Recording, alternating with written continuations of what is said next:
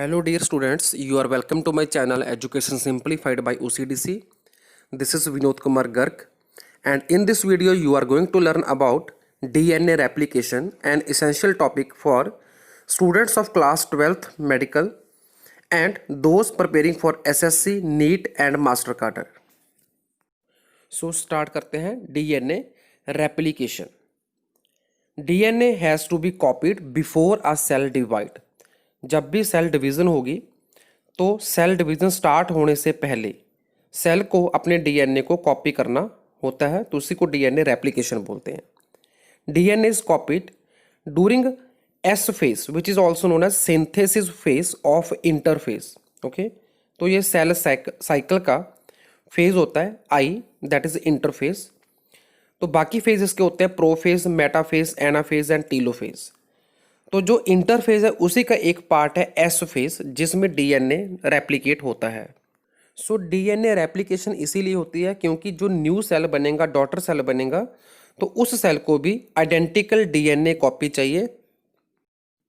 So synthesis phase takes place during interphase of the cell cycle and it occur in nucleus of eukaryotes. Okay, so DNA replication takes place in the synthesis phase. तो आप देख पा रहे हैं G1, S and G2, these are the three phases of interphase. तो जो middle phase है S, यहाँ पे डीएनए अपने आप को डबल करता है। सेल साइकिल का दूसरा फेज होता है माइटोसिस फेज, जिसके फर्दर फेजेस होते हैं prophase, metaphase, anaphase and telophase. जिस पॉइंट पे डीएनए रेप्लिकेशन स्टार्ट्स होती है उसको बोलते हैं origin of replication. Okay, two strands open forming replication fork. DNA हमारा डबल हेलिकल होता है, तो दोनों हेलिक्स अनबाइंड होते हैं और जो पॉइंट बनता है उसको बोलते हैं replication fork which is Y shaped region. Okay, जो आप इस इमेज में देख पा रहे हैं। And new strand grow at the fork, जो नया स्ट्रैंड बनेगा वो इसी फोर्क के ऊपर बनेगा। ठीक है, तो वाई शेप आप रेप्लिकेशन फोर्क देख सकते हैं इस इमेज के अंदर। As the two DNA strands open at the origin, replication bubbles form। तो बबल्स आप इस इमेज में देख रहे हैं। प्रोकैरियोट्स में, फॉर एग्जांपल बैक्टीरिया में, ये सिंगल बबल बनता है और यूकैरियोट्स क्रोमोसोम में मैनी बबल्स बनते हैं। ओके, तो ये बबल बन क्यों रहे हैं? क्योंकि डीएनए का जो डबल स्ट्रैंड होते हैं वो अपने आप को अनबाइंड कर रहे हैं with help of enzyme helicase, HELICASE। Clear? अब हम आगे बात करते हैं। Enzyme helicase unbind the and separate the two DNA strand by breaking the weak hydrogen bond. मतलब जो अनबाइंडिंग की है हेलिकेस ने, वो कैसे की है? By breaking hydrogen bond between two base pairs, that is between A and T and बिटवीन G and C। Okay, single strand binding proteins attach and keep the two DNA strands separated and untwisted। अब इसका मतलब क्या हुआ? ये exam में question आता है, एक तो फुल फॉर्म पूछ लेते हैं व्हाट इज SSB। तो SSB का आपने बताना होगा single strand binding proteins. Okay, और इसका रोल क्या है सिंगल स्ट्रैंड बाइंडिंग प्रोटीन का? कि जब डीएनए अनबाइंड होएगा, दो स्ट्रैंड सेपरेट होंगे, तो क्या होगा कि जो दोनों स्ट्रैंड अलग अलग होंगे तो अलग अलग सिंगल वो अपने आप को स्टेबल नहीं रख पाते। तो उसको स्टेबल करने के लिए single stranded binding protein single strand के साथ बाइंड करती हैं और उसको स्टेबलाइज करती हैं। Enzyme topoisomerase attach to the two forks of bubble and relieves stress on the DNA molecule as it separates. तो जैसे आप इस इमेज में देख पा रहे हैं, येलो स्ट्रक्चर में एंजाइम है टोपोआइसोमेरेज और वो बबल के साथ अटैच हो गया है। ठीक है, टू फोर्क्स ऑफ बबल के साथ। और दूसरे इमेज में आप देख पा रहे हैं जो बबल है वो उसकी स्ट्रेस रिलीव हो गई है और वो ओपन हो गया है। ठीक है, so this is the function of topoisomerase. Before new DNA strand can form there must be RNA primer. अब जो सिंगल स्ट्रैंड था, दोनों अनबाइंड हो गए, सिंगल हो गए हैं, तो दोनों ने अपना एक एक स्ट्रैंड नया बनाना है ताकि वो अपने आप को फिर से डबल स्ट्रैंड फॉर्म में ला सके। ठीक है, तो उसके लिए क्या होगा कि पहले वहाँ पे आरएनए प्राइमर होना चाहिए जिसके ऊपर न्यू न्यूक्लियोटाइड ऐड होंगे। तो इस आरएनए प्राइमर की सिंथेसिस कौन करेगा? एक और एंजाइम जिसका नेम है primase. So primase is the enzyme that synthesize RNA primer and this RNA primer will act as DNA template, और उसके ऊपर न्यू न्यूक्लियोटाइड ऐड होंगे। और जो ऐड करने का प्रोसेस है उसके लिए एंजाइम जो रिक्वायर्ड होता है उसका नेम है DNA polymerase which can then add the new nucleotides. तो आप इस इमेज में देख पा रहे हैं नीचे की तरफ यहाँ पे ग्रीन स्ट्रक्चर है, वहाँ पे लिखा है डीएनए हेलिकेज। तो नीचे से जो डबल हेलिक्स होता है वो अनबाइंड होना शुरू होता है। तो जैसे जैसे ये अनबाइंडिंग होती है तो ऊपर की तरफ दोनों स्ट्रैंड सिंगल सिंगल होते जा रहे हैं और एक दूसरे से काफ़ी सेपरेट हो जाते हैं, दूर हो जाते हैं। ठीक है, तो बीच बीच में बनते हैं वहाँ पे आरएनए प्राइमर, जो आप येलो स्ट्रक्चर देख रहे हैं। तो इस आरएनए प्राइमर के ऊपर जो न्यू न्यूक्लियोटाइड्स ऐड होंगे वो सिर्फ 3' एंड के ऊपर होंगे। तो नीट में ये क्वेश्चन बहुत बार पूछा गया कि किस एंड पे न्यू बेस ऐड होते हैं, तो आपने बताना है 3' एंड। ओके, अब आता है DNA polymerase can only add nucleotide to the 3' end of DNA, जो मैंने अभी बताया आपको, and this cause the new strand to be built in 5' to 3' direction. तो जो न्यू स्ट्रैंड बनेगा वो 5' to 3' डायरेक्शन में ही बनेगा। तो साथ ही आप इस इमेज में देख पा रहे हैं कि जो बॉक्स में स्ट्रक्चर है वो एंजाइम है डीएनए पॉलीमरेज, और जो इन्वर्टेड टी शेप स्ट्रक्चर है वो है न्यूक्लियोटाइड जो कि नया ऐड हो रहा है, और ये ऐड हो रहा है 3' एंड के ऊपर क्योंकि उसी साइड पे आरएनए प्राइमर है। ठीक है, तो जो न्यू स्ट्रैंड बन रहा है वो बन रहा है हमारा 5' to 3' डायरेक्शन में। तो ये आपने दोनों पॉइंट्स याद रखने हैं कॉम्पिटिटिव एग्जाम्स के लिए। नेक्स्ट है remember how the carbons are numbered. तो इस स्ट्रक्चर में आप पूरा डीएनए के कंपोनेंट देख रहे हैं।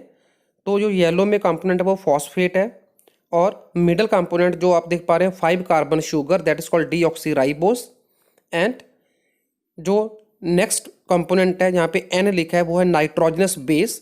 वो 4 तरह के होते हैं, ए एडिनिन, जी ग्वाइनिन, सी साइटोसिन और टी थायमिन। तो शुगर मॉलिक्यूल के साथ यहाँ पे नाइट्रोजनस बेस अटैच होगा, वो हमारा कार्बन 1 होगा, और उसके बाद कार्बन 2, 3 एंड 4 एंड लास्ट पे 5 यहाँ पे फॉस्फेट ग्रुप लगा हुआ है। राइट, नेक्स्ट आपने याद रखना है कि both strands of DNA are anti parallel to each other. तो जो कार्बन रिंग देख पा रहे हैं आप, जो शुगर मॉलिक्यूल है, तो उसकी पोजीशन को ध्यान से देखेंगे तो आपको पता चलेगा कि दोनों एक दूसरे के अपोजिट हैं। ठीक है, मतलब एक इन्वर्टेड पोजीशन में है। तो ये दोनों कॉम्प्लीमेंट्री भी होते हैं, मतलब एक का ए दूसरे के टी के साथ और एक का जी दूसरे के सी के साथ बॉन्ड बनाता है, and this bonding is due to Chargaff rule. Okay, so we can say that both strand of DNA are anti-parallel and complementary to each other. Clear? Synthesis of a new DNA strand में क्या होगा कि जो नया strand बनेगा उसको हम बोलेंगे leading strand. The leading strand is synthesized as a single strand from the point of origin towards the opening replication fork. तो इस इमेज में आप देख पा रहे हैं जो न्यू स्ट्रैंड है वो 5' to 3' डायरेक्शन में बन रहा है, जो हम पीछे भी देख चुके हैं इसी वीडियो में। ठीक है, तो यहाँ पे डीएनए जो पॉलीमरेज एंजाइम है ये होता है पॉलीमरेज 3। तो ये भी याद रखना है, पॉलीमरेज की टाइप्स होती हैं 1, 2, 3। तो यहाँ पे जो टाइप है वो है डीएनए पॉलीमरेज 3 जो कि न्यूक्लियोटाइड को ऐड कर रही है। ठीक है, सो the lagging strand is also synthesized discontinuously against overall direction of replication। तो जैसे डायरेक्शन ऑफ रेप्लिकेशन मैंने अभी आपको बताया कि 5' to 3' डायरेक्शन में होती है, तो उसके अपोजिट स्ट्रैंड में जो न्यू स्ट्रैंड एक और बनेगा वो बनेगा डिसकॉन्टिन्यूअस, और उसको बोलेंगे lagging strand. And this lagging strand is made in many short segments which are called Okazaki fragments, and it is replicated from the replication fork towards the origin, मतलब opposite direction में। तो साथ ही आप image में देख पा रहे हैं leading strand and lagging strand which are opposite to each other. Means leading strand is from direction 5 dash to 3 dash, whereas lagging is from 3 dash to 5 dash. Okazaki fragments are the series of short segments on lagging strand and must be joined together by the enzyme. Okay तो यहाँ पे जो enzyme काम करेगा उसका name है DNA ligase, जो इन fragments को ज्वाइन करेगा, जोड़ेगा और डिसकॉन्टिन्यूस से कॉन्टिन्यूस स्ट्रैंड में कन्वर्ट करेगा। तो साथ ही इस इमेज में आप देख पा रहे हैं ओकाज़की फ्रेगमेंट्स, ओके, और इन फ्रेगमेंट्स को ज्वाइन करेगा enzyme DNA ligase. Now in this image you can observe the enzyme DNA ligase joining the various Okazaki fragments to convert discontinuous strand into continuous strand. This is the image showing the last step of DNA replication. तो यहाँ पे क्या हो जाएगा, जो अनबाइंडिंग है वो terminate हो जाएगी, बंद हो जाएगी, मतलब हेलिकेज एंजाइम का जो फंक्शन है वो स्टॉप हो जाएगा और replication will be stopped. Next point आता है proof reading of new DNA. DNA polymerase initially makes about 1 in 10,000 base pairing error, मतलब जब 10,000 बेस पेयर ऐड हो जाएंगे, न्यू न्यूक्लियोटाइड ऐड हो जाएंगे, तो उसमें 10,000 में एक की फ्रीक्वेंसी होती है जिसमें एरर की पॉसिबिलिटी होती है। So the enzyme proof readed and correct this mistakes.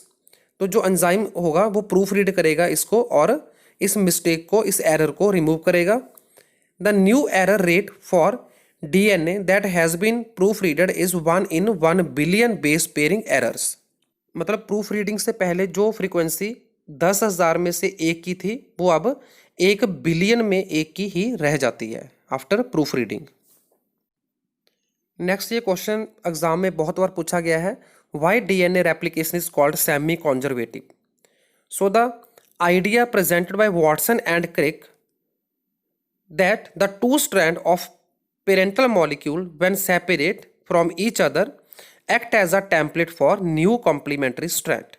मतलब जो डीएनए वो डबल हेलिकल होता है और डबल हेलिकल जब अनबाइंड होता है तो दोनों सिंगल स्ट्रैंड जो बनेंगे वो अपने आप को साथ के साथ फिर डबल करने में, कॉम्प्लीमेंट्री स्ट्रैंड बनाने में लग जाएंगे, और जिसको हमने बोला DNA replication.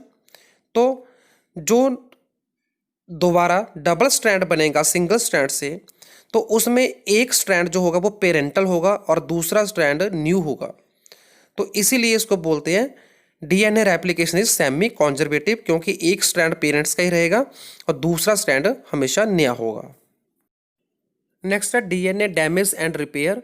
Chemicals and ultra violet radiation damage the DNA in our body cells. Cells must be continuously repaired damaged DNA. तो जो डैमेज डीएनए होगा उसको सेल ने कॉन्टिन्यूसली रिपेयर करना होता है, ठीक है। तो रिपेयर की जो टाइप है उसको कहते हैं हम excisional repair, and it occurs when any of the over 50 repair enzyme remove damaged part of DNA. जब 50 रिपेयर एंजाइम एक साथ काम करेंगे, रिमूव करेंगे डैमेज्ड डीएनए को, तो उसको बोलते हैं एक्सीजन रिपेयर। तो एक्सीजन का मतलब है कि जो एरर वाले पेयर है उसको रिमूव करना। तो रिमूव करने के बाद जो सेगमेंट्स बनेंगे उसको रिजॉइन करेगा DNA ligase and DNA polymerase, right. So this was all about DNA replication and all it's facts. Thanks for watching.